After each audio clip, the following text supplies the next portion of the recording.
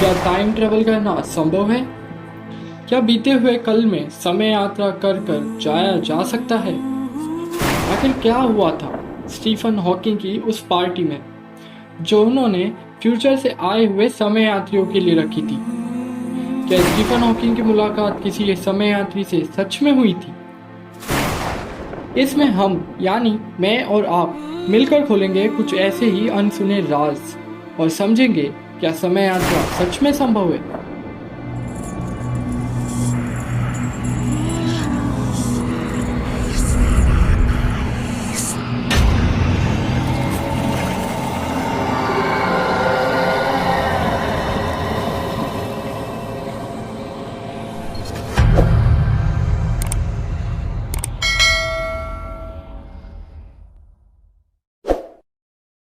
Stephen William Hawkins, जिन्होंने अपनी आधी जिंदगी व्हीलचेयर पर ही बिता दी। वह ना तो हिल डुल सकते थे और ना ही कुछ बोल सकते थे, पर फिर भी वह लाजवाब थ्योरेटिकल फिजिसिस्ट और कॉस्मोलॉजिस्ट थे।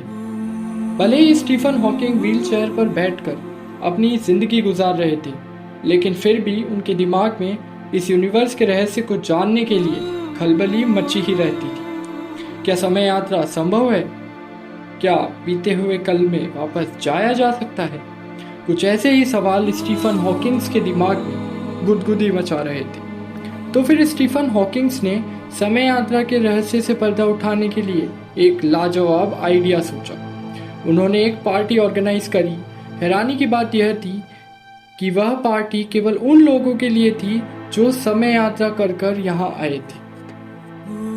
जब उन्होंने पार्टी ऑर्गेनाइज करी तो उन्होंने किसी को नहीं बताया कि वह पार्टी ऑर्गेनाइज कर रहे हैं। यहाँ तक कि स्टीफन हॉकिंग ने किसी को भी इनविटेशन नहीं भेजा जब तक कि पार्टी खत्म ना हो गई। जैसे ही पार्टी खत्म हुई, स्टीफन हॉकिंग ने इनविटेशन कार्ड छपवाए और लोगों को उस पार्टी में इनवाइट करा जो बहुत पहले ही खत्म हो गई थी। स्टीफन हॉकिंग का मानना था कि उन्होंने भविष्य से आए समय यात्रियों के लिए पार्टी ऑर्गेनाइज करी थी।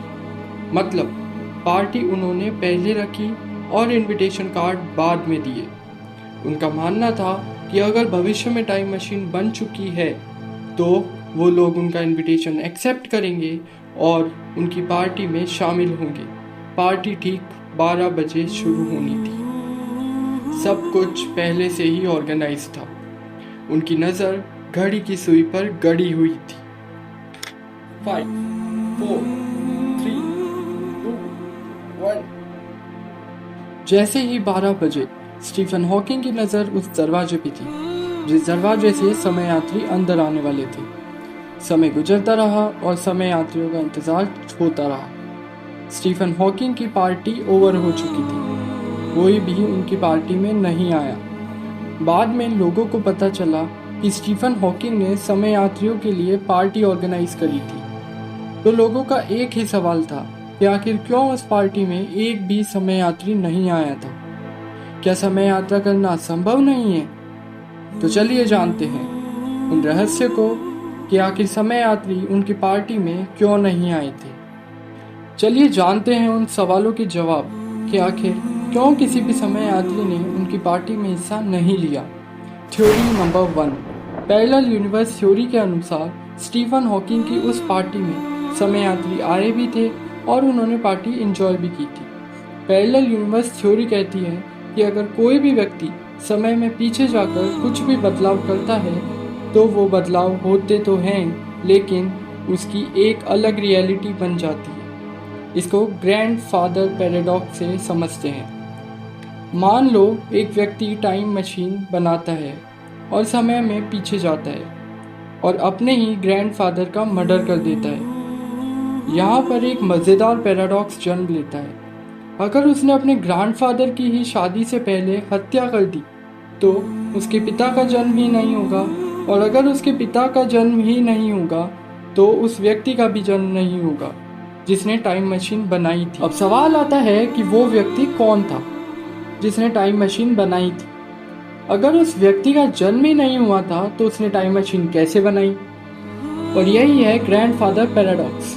ग्रैंडफादर पैराडॉक्स के अनुसार समय में पीछे यात्रा करना संभव नहीं है, लेकिन अल्बर्ट आइंस्टाइन ने बताया था स्पेस और टाइम एक दूसरे से जुड़े हुए हैं। स्पेस टाइम थ्योरी के अनुसार समय में आगे या पीछे जाया जा सकता है, यानी बीते हुए कल में भी वापस जाया जा सकता है और वार्म होल के द्वारा ऐसा करना संभव है। लेकिन ग्रैंडफादर पैराडॉक्स समय में पीछे जाने की इजाज़त नहीं देता। पर ग्रैंडफादर पैराडॉक्स का तोड़ है पैरेलल यूनिवर्स थ्योरी।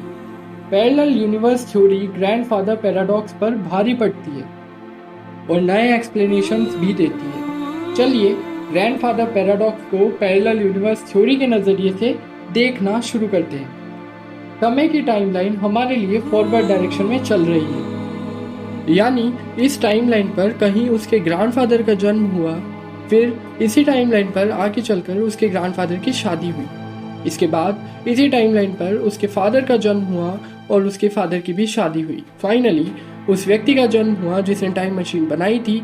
इसी टाइमलाइन पर उसने टाइम मशीन बनाई और समय में पीछे यात्रा की। जब वह व्यक्ति अब टाइम मशीन में बैठकर समय में पीछे गया, तब वह अपने ग्रैंडफादर के ही दौर में पहुंचा, लेकिन वह एक नई टाइमलाइन थी जिसमें अभी उसके ग्रैंडफादर की शादी नहीं हुई थी। जो पहले वाली टाइमलाइन चल रही थी उसमें उस व्यक्ति के समय यात्रा करने से कोई बदलाव नहीं आएगा, क्योंकि अब वह व्यक्ति नई टाइमलाइन पर पहुंच चुका है। अगर वो व्यक्ति वहां पर उसके ग्रैंडफादर की हत्या करता है तो इससे पहले वाली टाइमलाइन पर कोई फर्क नहीं पड़ेगा, लेकिन दूसरी टाइमलाइन पर उसके ग्रैंडफादर की हत्या ज़रूर होगी और आगे उसका वंश खत्म हो जाएगा।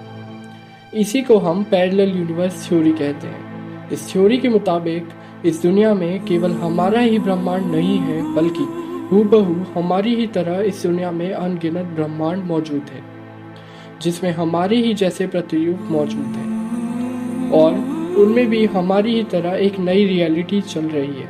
अगर हम टाइम मशीन में बैठकर पीछे जाएं तो हम उन्हीं समांतर ब्रह्मांडों में से किसी एक में पहुंच जाएंगे। अगर हम स्टीफन हॉकिंग के एक्सपेरिमेंट की बात करें तो स्टीफन हॉकिंग की पार्टी में लोग आए भी होंगे और उन्होंने पार्टी एंजॉय भी की होगी, लेकिन किसी दूसरी टाइमलाइन में, और हमारी टाइमलाइन पर इसका कोई प्रभाव नहीं पड़ा। थ्योरी नंबर 2, इन्विटेशंस ज़्यादा सर्वाइव नहीं कर पाए। हो सकता है कि जब तक टाइम मशीन बनी हो तब तक सारी इंफॉर्मेशन समाप्त हो गई हो, यानी जब तक टाइम मशीन बनी होगी तब तक पुराना सारा रिकॉर्ड समाप्त हो गया होगा।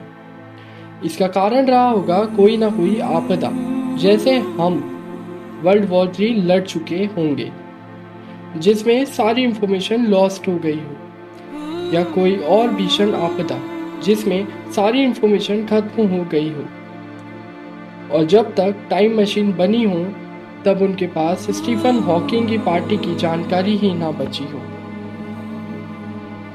थ्योरी नंबर 3, हम ज़्यादा समय तक सरवाइव ही नहीं कर सके। हो सकता है कि भविष्य में हमारी टेक्नोलॉजी इस काबिल ही ना बन पाई हो कि हम टाइम मशीन बना पाए और उससे पहले ही पृथ्वी मानव जाति को खत्म कर गई हो। इसका कारण रहा होगा कोई ना कोई प्राकृतिक आपदा या मैन मेड आपदा, जैसे किसी एस्ट्रॉइड की पृथ्वी से खतरनाक टक्कर, या कोई एलियन अटैक, या कोई महामारी या वायरस, या ग्लोबल वार्मिंग, या वर्ल्ड वॉर। अगर टाइम मशीन के बनने से पहले ही पूरी मानव जाति खत्म हो गई हो, शायद इसीलिए कोई टाइम ट्रेवलर स्टीफन की पार्टी में शामिल ही नहीं हो पाया। थ्योरी नंबर 4, हो सकता है कि समय में केवल आगे ही जाया जा सके, पीछे नहीं। अल्बर्ट आइंस्टाइन ने थ्योरी ऑफ रिलेटिविटी में बताया था कि टाइम ट्रेवल करके भविष्य में तो जाया जा सकता है, लेकिन पास्ट में नहीं, और शायद इसी वजह से स्टीफन की पार्टी में कोई भी समय यात्री नहीं आ पाया।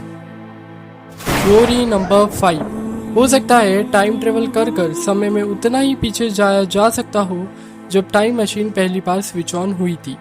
ये बोलने में तो एक सिंपल स्टेटमेंट है, पर इसको समझना उतना ही हार्ड है, क्योंकि हम नहीं जानते कि जो टाइम ट्रेवल मशीन बनेगी वो कौन से प्रिंसिपल पर काम करेगी। लेकिन यह एक वैलिड रीज़न है कि स्टीफन हॉकिंग की पार्टी में कोई क्यों नहीं आया होगा। थ्योरी नंबर 6, हो सकता है कि उन्होंने टाइम मशीन बना ली हो और वह हमारे दौर में भी आ सकते हो, पर वह लोग जानबूझकर ना आए हो। क्या हो अगर पैरेलल यूनिवर्स एग्जिस्ट ही ना करता हो? और इस दुनिया में केवल हमारी ही टाइमलाइन हो। अगर ऐसा हो तो उन्हें डर होगा कि वह टाइम ट्रेवल कर कर पास्ट में जाएं और कोई गलती से बदलाव ना हो जाए, जिसकी वजह से आने वाला भविष्य ही ना बदल जाए। शायद इसी वजह से कोई भी टाइम ट्रेवलर स्टीफन की पार्टी में नहीं आया। गाइस, मैं नहीं जानता कि यह मेरा वीडियो इंटरनेट पर कब तक रहेगा, लेकिन जब तक लोग इसे देख रहे हैं और आप में से कोई भी टाइम ट्रेवलर है या आप में से किसी ने भी टाइम मशीन बना ली है, तो मैं स्ट्रोब सक्सेस 99 का होस्ट निर्मल रावत आप सबको प्रोफेसर विलियम हॉकिंग की पार्टी में आने का निमंत्रण देता हूँ। पार्टी की जगह और टाइम आपकी स्क्रीन पर है। प्रोफेसर हॉकिंग आप सबका स्क्रीन पे दिखाए गए कोऑर्डिनेट्स पर साल 28 जून 2009 में इंतज़ार कर रहे हैं।